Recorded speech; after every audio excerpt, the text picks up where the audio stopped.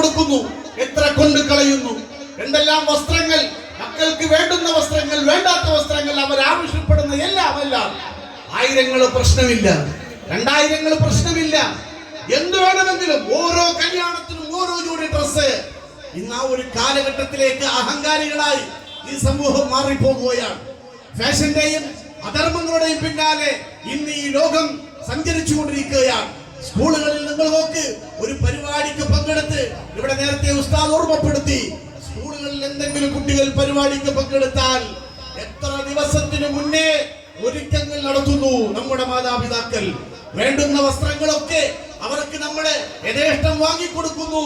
ഒരു സോഷ്യലിന് വേണ്ടി അവസാനം ഒന്ന് കണ്ടുമുട്ടി ഒന്ന് പിരിയുന്നതിന് വേണ്ടി 1000 2000 മുടക്കാൻ നമ്മുടെ മാതാപിതാക്കൾക്ക് യാതൊരു തടസ്സവുമില്ല.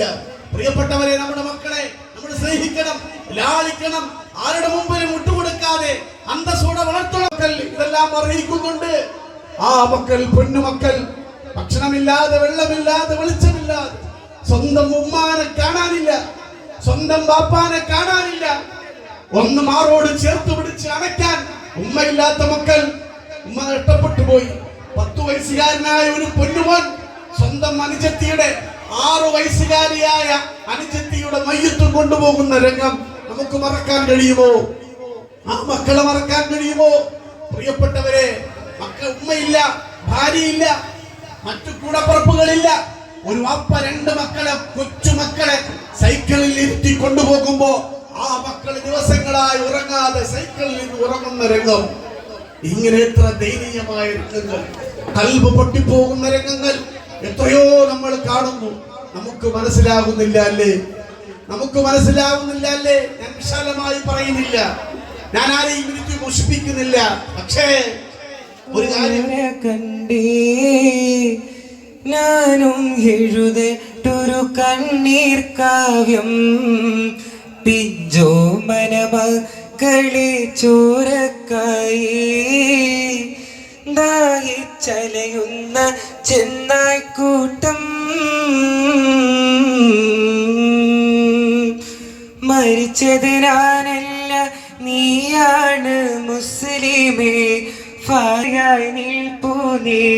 മരിച്ചത് ഞാനല്ല നീയാണ് മുസ്ലിമേ, ഫാസിസ തടവറയിൽ അടിമയായി നിൽപ്പൂ നീ.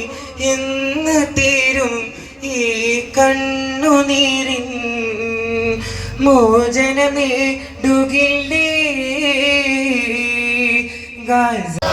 ഐക്യദാർഢ്യം സിന്ദാബാദ്, ഐക്യദാർഢ്യം സിന്ദാബാദ്, പാലസ്തീനോട് ഐക്യദാർഢ്യം, ഐക്യദാർഢ്യം, പാലസ്തീനോട് ഐക്യദാർഢ്യം, പാലസ്തീനോട് ഐക്യദാർഢ്യം. യുദ്ധക്കുതിയർ തുലയട്ടെ, യുദ്ധക്കുതിയർ തുലയട്ടെ, യുദ്ധക്കുതിയർ തുലയട്ടെ, യുദ്ധക്കുതിയർ തുലയട്ടെ.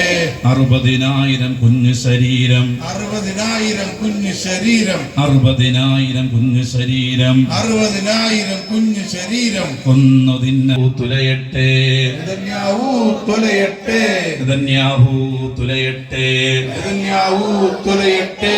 ലോകരാഷ്ട്ര നായകരെ, ലോകരാഷ്ട്ര നായകരെ, ലോകരാഷ്ട്ര നായകരെ, ലോകരാഷ്ട്ര നായകരെ, ഉണ്ടോ നിങ്ങളെ കയ്യിൽ? പിടിച്ചു കെട്ടാൻ ആളുണ്ടോ? പിടിച്ചു കെട്ടാൻ ആളുണ്ടോ? പിടിച്ചു കെട്ടാൻ ആളുണ്ടോ? പിടിച്ചു കെട്ടാൻ ആളുണ്ടോ? ഒന്ന് തുലച്ചാലെന്നാലും, ഒന്ന് തുലച്ചാൽ എന്നാലും മുട്ടുമടക്കിൽ ഒരു നാളും, മടക്കൽ ഒരു നാളും. ഒരു നാളുണ്ട് തിരിച്ചു വരാൻ, ഒരു നാളുണ്ട് തിരിച്ചു വരാൻ, ഒരു നാളുണ്ട് തിരിച്ചു വരാൻ. ഒരു നാളുണ്ട് തിരിച്ചു വരാൻ. സ്വപ്നം കണ്ട് കിനാക്കൽ കണ്ട്, സ്വപ്നം കണ്ട് കിനാക്കൾ കണ്ട്, ചോരപ്പുഴകൾ നീന്തിക്കയറാൻ, ചോരപ്പുഴകൾ നീന്തിക്കയറാൻ കരുത്തുകാട്ടും പലസ്തീനികളെ, കരുത്തുകാട്ടും പലസ്തീനികളെ പ്രാർത്ഥന കൊണ്ടും പിന്തുണ കൊണ്ടും, പ്രാർത്ഥന കൊണ്ടും പിന്തുണ കൊണ്ടും ഞങ്ങളുണ്ട് നിങ്ങൾക്കൊപ്പം, ഞങ്ങളുണ്ട് നിങ്ങൾക്കൊപ്പം, ഞങ്ങളുണ്ട് നിങ്ങൾക്കൊപ്പം, ഞങ്ങളുണ്ട് നിങ്ങൾക്കൊപ്പം, ഞങ്ങളുണ്ട് നിങ്ങൾക്കൊപ്പം. ഞങ്ങളുണ്ട് നിങ്ങൾക്കൊപ്പം. യുദ്ധക്കുതിയർ തുലയട്ടെ, യുദ്ധക്കുതിയർ തുലയട്ടെ, രക്തദാഹികൾ തുലയട്ടെ, രക്തദാഹികൾ തുലയട്ടെ. ഐക്യദാർഢ്യം സിന്ദാബാദ്. ലോകത്തിൻ്റെ മൊത്തവും നേതാവായിട്ട് ഉയർന്നു. ജവഹർലാൽ നെഹ്റു വ്യക്തമാക്കുകയാണ്, അത് നമ്മൾ മനസ്സിലാക്കേണ്ടതാണ്. ചാച്ചാജി കുട്ടികളോട് സ്നേഹമുള്ളതും പുഷ്പത്തിനോടും സ്നേഹമുള്ള ചാച്ചാജിയാണ്. പക്ഷെ അദ്ദേഹമാണ് പ്രവാചകരെ കുറിച്ച് വല്ലാതെ ലോകത്തിന്റെ മുമ്പിൽ അവതരിപ്പിക്കുകയാണ്. നബി സല്ലല്ലാഹു അലൈഹി വസല്ലം ഒരു പ്രാവശ്യം മദീനയിലൂടെ നടന്നു വരുമ്പോൾ ഇതുപോലുള്ള ഒരു കുഞ്ഞുമോൻ, 10 വയസ്സായ ഒരു മോൻ വൃക്ഷത്തിൽ കല്ലെറിഞ്ഞ് രസിക്കുകയാണ്. അള്ളാഹുവിന്റെ റസൂൽ എന്താണെന്നറിയാം, മോനെ വൃക്ഷത്തിൽ കല്ലെറിയരുത്, അത് ജീവവായു നമുക്ക് നൽകുന്ന ഓക്സിജനാണ്. അന്ന് എത്ര വർഷങ്ങൾക്ക് മുമ്പാണെന്ന് ശാസ്ത്രമാണ് നബി സല്ലല്ലാഹു അലൈഹി വസല്ലം ആ മകനെ പഠിപ്പിക്കുന്നു. ശാസ്ത്രം എന്താണെന്ന് പോലും, മനുഷ്യൻ എന്താണെന്ന് പോലും, ലോകം എന്താണെന്ന് പോലും, ജീവിതം എന്താണെന്ന് പോലും, സ്ത്രീ എന്താ മറവ് ചെയ്യാൻ പറ്റാതെ പകച്ചു നിൽക്കുന്നു. ഈ ടൈമിൽ മകൻ നിരാശയല്ല, നിശബ്ദതായിട്ട് ഈ നടന്നു പോകുന്നു കുഞ്ഞുമോൻ. എന്താണ് മോനെ ഒന്ന് പറയാനുള്ളതെന്ന് മൈക്കിന്റെ മുമ്പിൽ പറയുമോന്ന് പത്രാധിപർ ഇങ്ങനെ മൈക്ക് പിടിച്ചു കൊടുത്തപ്പോ ഭയപ്പാടും. കാരണം മകന്റെ ഈമാന്റെ കട്ടി കണ്ടോ. അപ്പോഴും റസൂലുള്ളാഹിയാണ് വാഴ്ത്തി പറയുന്നത്. അതുപോലെ തന്നെ ഈ നബിദിന ദിവസം കഴിഞ്ഞ മാസം റബീഉൽ അവ്വലിന് ലോകമൊക്കെ നമ്മുടെ റസൂലുള്ളാഹിയെ കുറിച്ച് ആഘോഷിച്ച് സന്തോഷിക്കുകയാണ്. പക്ഷെ ഗസയിലുള്ള ആ കുറച്ച് കുട്ടികൾ, ഈ മദ്രസയിലെ കുട്ടികളെ പോലെ ഇരുന്നുകൊണ്ടൊരു മകൻ നബി സല്ലല്ലാഹു അലൈഹി വസല്ലമിനെ കുറിച്ച് മൗലൂദ് പാടുകയാണ്. പാടിയിട്ട് പറയാണ്, നമ്മളൊക്കെ വിശപ്പിലാണല്ലോ, നമുക്കതിന് പ്രയാസമല്ല, നബി സല്ലല്ലാഹു അലൈഹി വസല്ലം നമ്മുടെ കൂടെ ഉണ്ടല്ലോ, അതെന്നെ വലിയ സന്തോഷം, വലിയ ആഹ്ലാദം, വലിയ സ്നേഹമാണ് നമുക്ക്.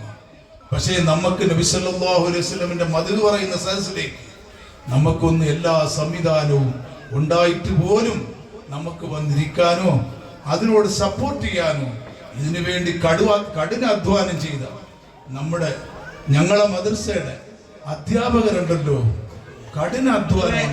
അണിയിച്ചൊരുക്കുവാൻ നമുക്ക് സമയമില്ല. വേണമെങ്കിൽ മദ്രസയിൽ പോട്ടെ, അല്ലെങ്കിൽ പോകണ്ട. സമയാസമയത്തിന് ഭക്ഷണം കൊടുക്കും, ഉറക്കം എല്ലാം നടക്കും.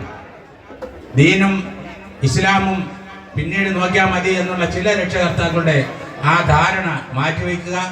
ഇൻഷാ അല്ലാഹ് ഇതുപോലെയുള്ള പരിപാടികൾക്ക് നമ്മുടെ മക്കളെ നാം തന്നെ പ്രോത്സാഹിപ്പിക്കുകയും നമ്മുടെ ഉസ്താദന്മാർക്ക് അതിനായ ചെലവുകളും മറ്റും എല്ലാം ഉണ്ട്. നമ്മുടെ കയ്യാൽ കഴിയുന്ന നമ്മുടെ മദ്രസകൾക്ക് ആ സംഭാവനകൾ കൊടുത്തയക്കേണ്ട ചുമതലയും നമുക്കുണ്ട് എന്നുള്ള വിശ്വാസവും അവരോട് ഞങ്ങൾക്ക് വേണ്ടി ദുആ ചെയ്യണേ എന്ന് പറയേണ്ട ചുമതലയും നമ്മുടെ രക്ഷകർത്താക്കൾക്കുണ്ട്.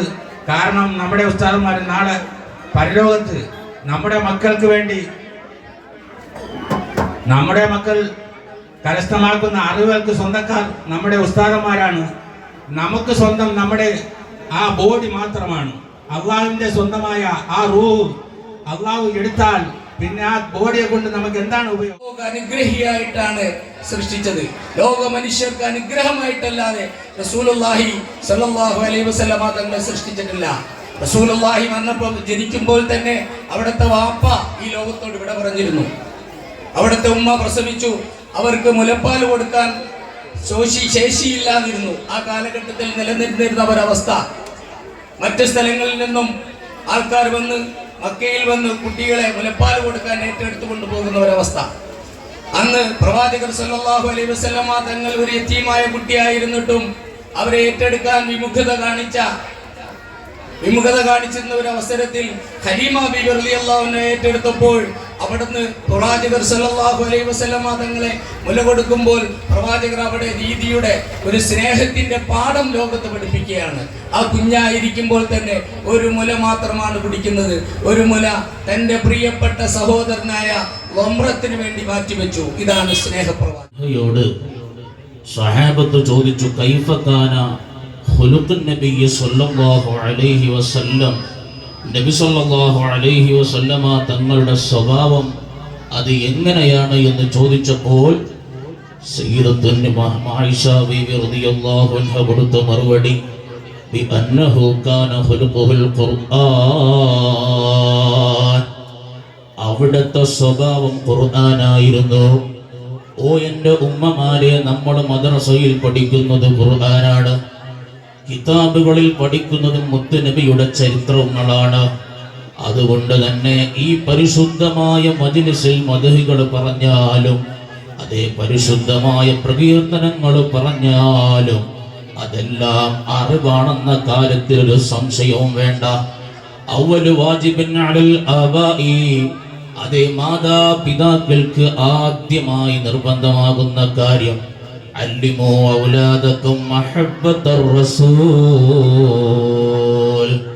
നബി സല്ലല്ലാഹു അലൈഹി വസല്ലമ തങ്ങളോടുള്ള മഹബ്ബത്ത് അത് മക്കൾക്ക് പഠിപ്പിച്ചു കൊടുക്കലാണ്.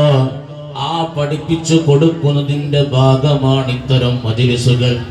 അല്ലാഹു സുബ്ഹാനഹു വ തആല സ്വീകരിക്കുമാറാകട്ടെ.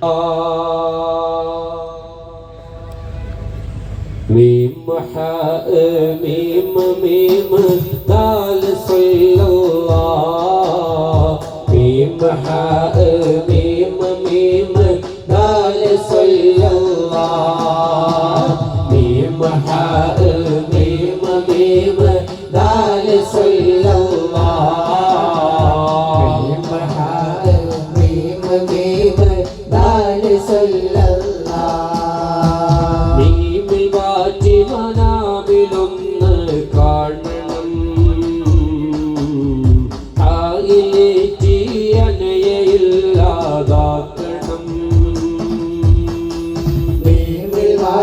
മനാമിലൊന്ന് കാണണം ആയിലേറ്റി അനയയില്ലാതാക്കണം മീം കൂറ്റി പൽബിലാടി പറക്കണം മീം തെറ്റിടാതെ ഇഷ്കിൽ കൂടണം മീം കൂറ്റി കൽബിലാടി പറക്കണം മീം തെറ്റിടാതെ ഇഷ്കിൽ കൂടണം ദാരിദഫിൽ താളം ശ്വാസമാവണം